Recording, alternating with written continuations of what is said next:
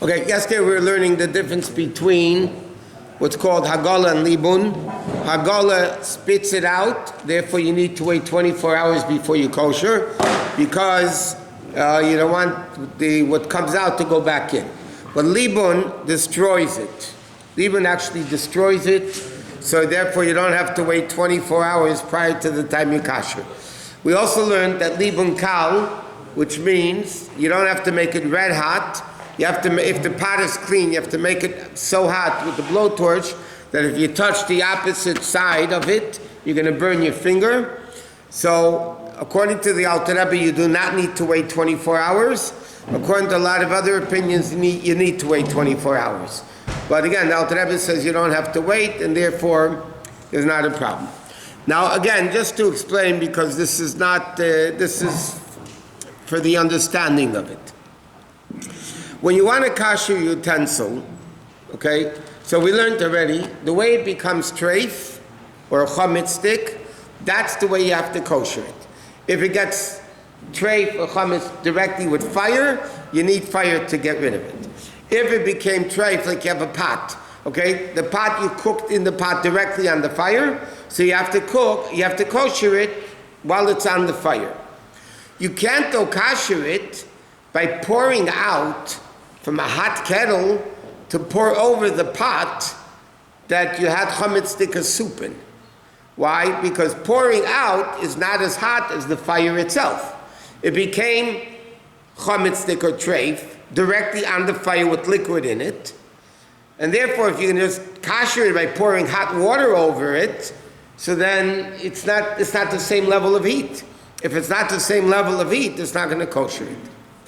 So now you have an issue. Does it have to be water, or can I put it in the oven?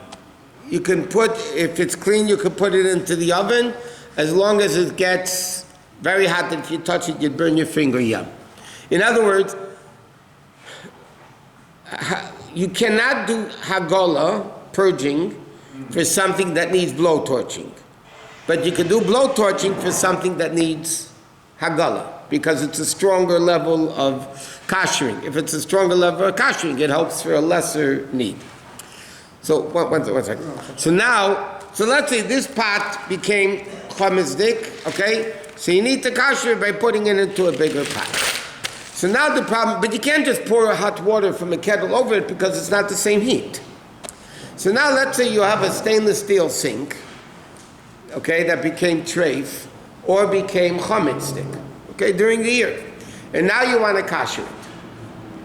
But during the year, you didn't only have hot water poured into the sink. Yeah, most of the time, yeah.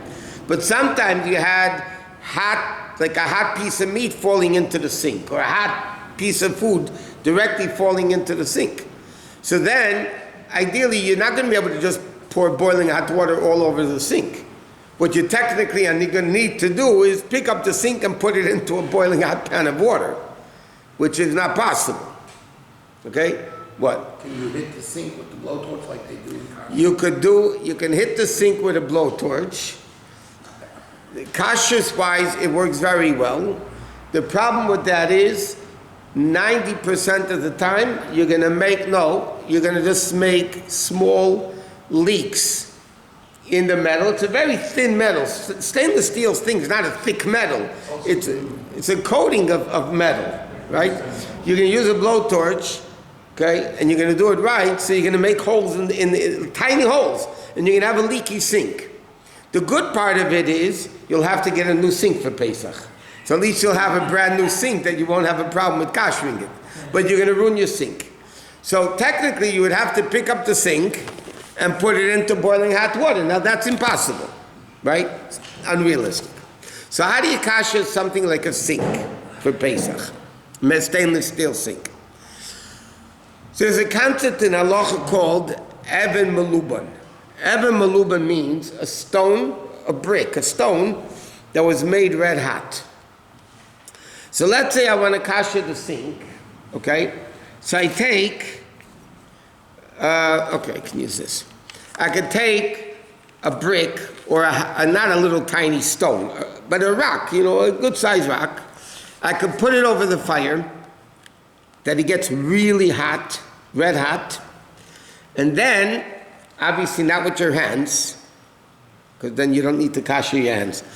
You take tongs or something, and you pour the water. Different ways of doing it. Either put it down and pour it, but you can hold it in your hand with tongs, and you pour boiling hot water over the whole area that you're kashering. Now what does that accomplish?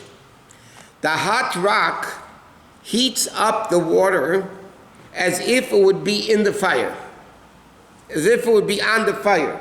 Normally pouring is not as hot as on the fire. But because it's a hot rock and you're pouring the water directly over the rock, it's going to heat up the water as if it was in a pot on the fire. So then you basically accomplished that you stuck the sink into boiling hot water. But the sink is never exposed to that kind of. You're correct. But isn't common sense? Normally it's not. One second. And many opinions hold. You go by the majority of usage. Okay? By Pesach, the Rebbe is more machmir that you don't go only by the bottom line is, when you have a sink, as everybody knows, you can be having a hot something and it's going to fall directly into the sink. So that's not pouring, it's hotter. So you'd have to kasher it. Again, there are opinions that say you could just pour boiling hot water all over the sink, because most of the time, that's the majority of usage, is by pouring things in the sink.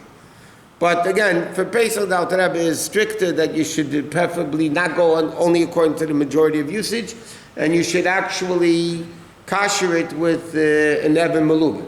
There's other problems with a sink, because if you have a stainless steel sink, and you look at the base of the sink, where the drain is, there's a rim. There's a metal rim around the drain area, right? Yeah. That area cannot be kashered, because it's metal on metal. It's just impossible to clean out in between the two metals. So therefore, the most practical thing, what you could do for Pesach, it's very simple, very practical, and the stores sell them. You get sink inserts, plastic sink inserts. Used to have Rubbermaid tubs, but these sink inserts that are made for Pesach are much better, because they already have holes at the bottom. It's mamish like a plastic sink that you stick into your regular sink. So you buy it once and you keep it from year to year for Pesach. You get different sizes based on different size sinks, and you get this plastic insert that has already holes to drain the water, and it has even lips on the side to cover even more, and that's the best way of doing it, by the way. Then you don't have this whole hassle. The plastic that you put over when you make chulent, it's very resilient to heat. If the sink is different shape, custom made, can you use that plastic? To cover it? No, because that plastic, by the way, does melt if it gets very hot. Yeah. You ask the guys that deal with the cholent, they'll tell you sometimes it does.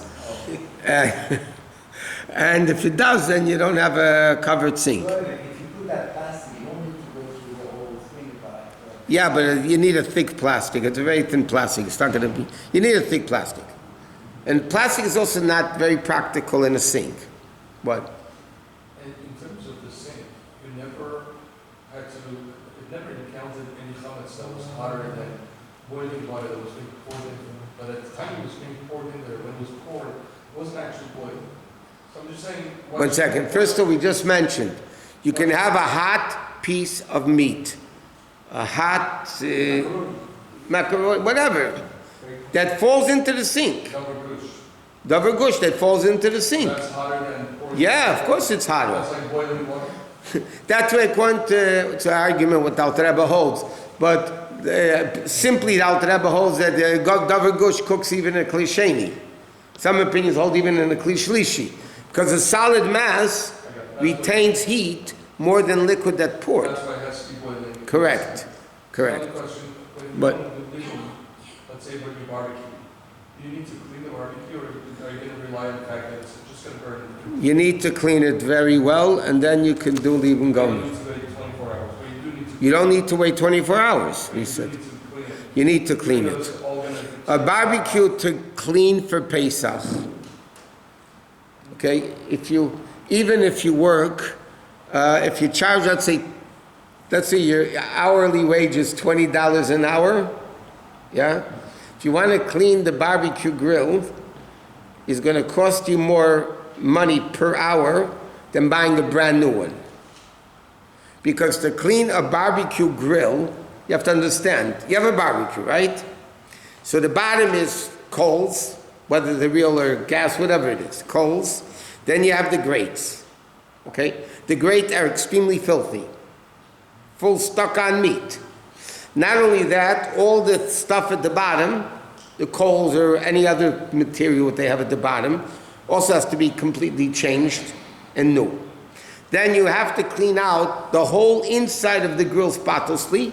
Not only do you need to clean the inside of the grill, you have to clean the cover of the grill.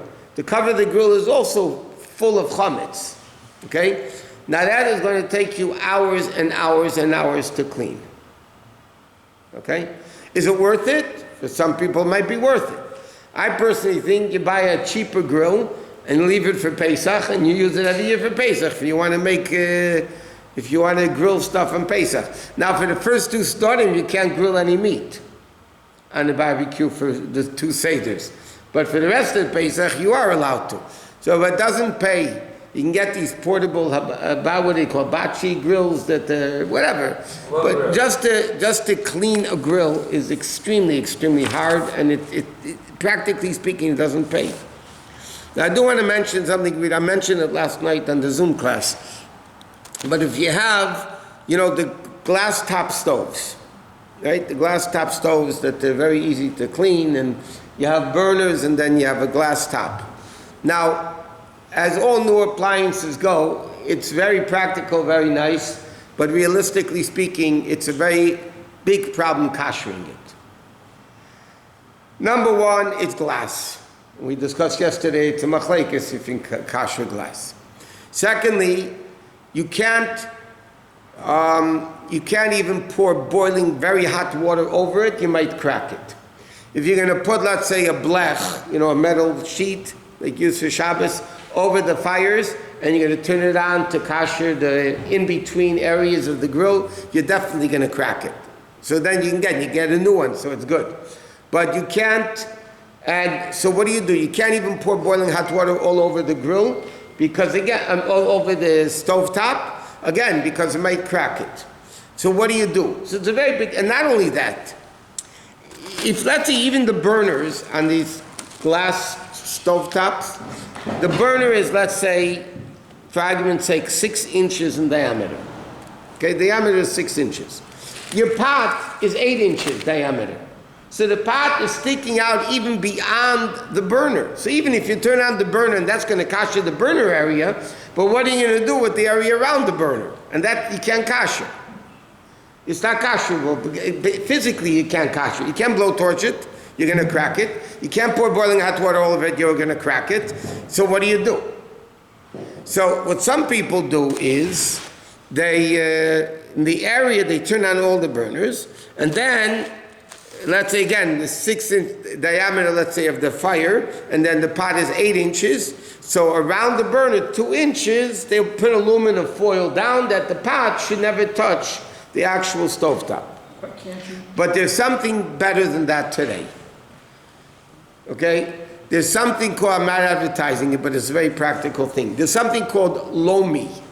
L-O-M-I, 2 words. L-O-M-I. If you go online, what it actually is, it's a cover.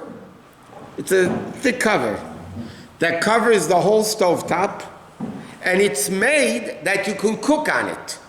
That means if you have the glass stovetop, you turn on the burners, and you could put your pots on top of this cloth, top of the special material, and it cooks. So that's the easiest thing. If you have a stovetop, it costs, I don't know what different sizes I saw. Some are $39.99, some are $79, depends which size, which quality. But whatever it is, it's a machaya for Pesach. Then you don't have to go crazy. You turn on the burners, kosher it out for 10-15 minutes, and then you get this lomi, better order it early, make sure you get it for Pesach, and then it covers the whole thing. And then you don't have any issue because the stovetop is covered. And that's not a problem at all. Okay, now coming back to what could be kosher, what can't be koshered. So yesterday we were learning anything which is porous, like for instance ceramic, earthenware, clay stuff, earthenware stuff, those things cannot be kosher for Pesach. Kli cheres, as it's called, cannot be kosher for Pesach. So those things you have to clean up, just clean them out, wash them out, and put them away with the chametz. Because you can't use it on Pesach. If it's something that's metal, or we learned wood is also a kosherable material, the problem with wood is, let's say you have a cutting board of wood, and you want to kosher it for Pesach, you could, but it's very impossible, because all the grooves are impossible to clean out in a cutting board. So what do you need to do? You have to get a sander, you have to sand down the wood, that there's no more grooves, okay? Sand it down that there's no more grooves, and then you can pour boiling hot water over it, and then you kosher it. But again, if you're talking about how much you make per hour, even if it's $20 per hour, it's not going to be worth it, because a new cutting board is much cheaper than doing all that work. Okay.